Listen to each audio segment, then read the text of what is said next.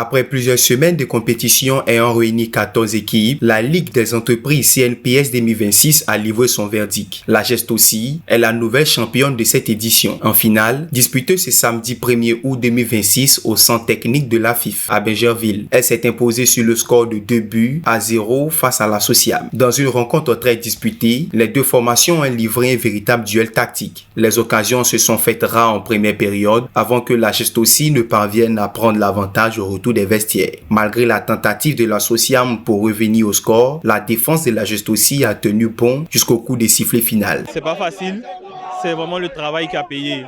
Nous sommes une équipe, nous sommes ensemble depuis 2014-2015 et c'est la solidarité, c'est une famille, on travaille ensemble, on joue ensemble et nos dirigeants mettent tout à nos dispositions pour qu'on soit vraiment à l'aise et vraiment nous à notre niveau on se doit de bien s'entraîner, bien se préparer pour leur donner ce trophée-là. Battue en finale, la Sociam a salué la performance de son adversaire et a promis de revenir plus forte lors des prochaines éditions. On a dominé pratiquement tout le match, mais dans le football, en fait, une seule erreur, en fait, ça gâte tout, en fait, et malheureusement, c'est ce qui nous est arrivé. On remercie en fait le comité d'organisation.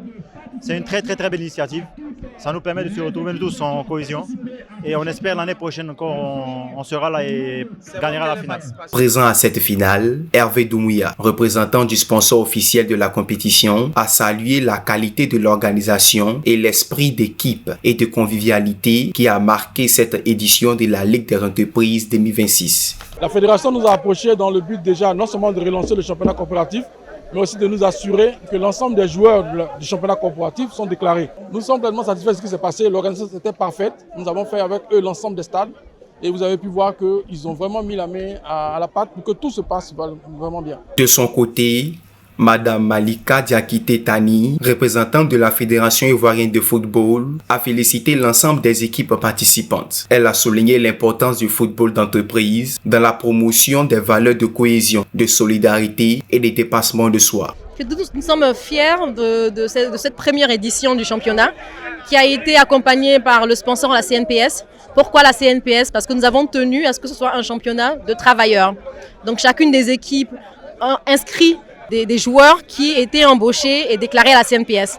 Donc nous sommes fiers d'avoir pu mettre en place un tel système et nous remercions les équipes, les 14 équipes qui ont été participantes à ce championnat et nous savons que les prochaines années seront encore meilleures. Avant la grande finale, le match de classement pour la 3e place a opposé la CNPS à l'Agéroute. La CNPS s'est imposée sur le score de 2-1 et complète ainsi le podium de cette édition 2026. La Ligue des entreprises CNPS 2026 s'est achevée sur une note positive, avec une compétition placée sous le signe du fair play, de la convivialité et du renforcement des liens entre les entreprises participantes.